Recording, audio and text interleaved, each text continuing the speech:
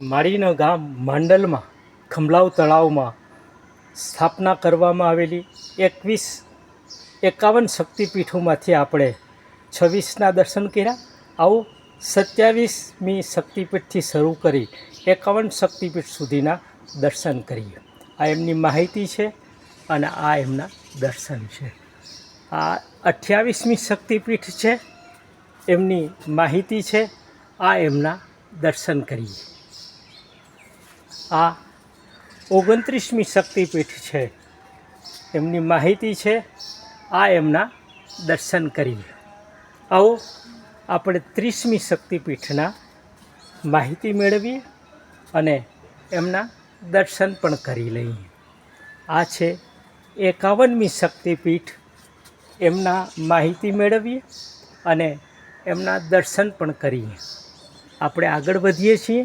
32મી શક્તિપીઠની માહિતી મેળવીએ છીએ અને એમના દર્શન પણ કરી લઈએ.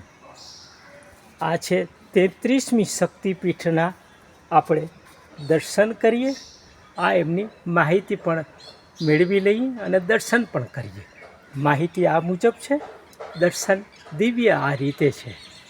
આ છે 34મી શક્તિપીઠની માહિતી મેળવીએ અને એમના દર્શન પણ કરીએ. આ છે 35મી શક્તિપીઠ, એના આપણે માહિતી મેળવી અને દર્શન પણ કરી લઈએ. આ છે 36મી શક્તિપીઠ છે, એના આપણે દર્શન પણ કરીએ અને માહિતી પણ મેળવી લઈએ. આ છે 37મી શક્તિપીઠ, એના આપણે દર્શન પણ કરીએ અને માહિતી પણ મેળવીએ. રેવા તટ ઉપર માં નર્મદાજી પ્રાગટ્ય થયા, અમરકંટકની બાજુમાં આ શક્તિપીઠ બિરાજે છે. એના પણ આપણે આ માહિતી મેળવીએ અને એમના દર્શન પણ કરીએ. આ છે 38મી શક્તિપીઠ, એની માહિતી મેળવીએ અને એમના દર્શન પણ કરીએ. આ છે 39મી શક્તિપીઠ, એની માહિતી પણ મેળવીએ અને દર્શન પણ કરીએ.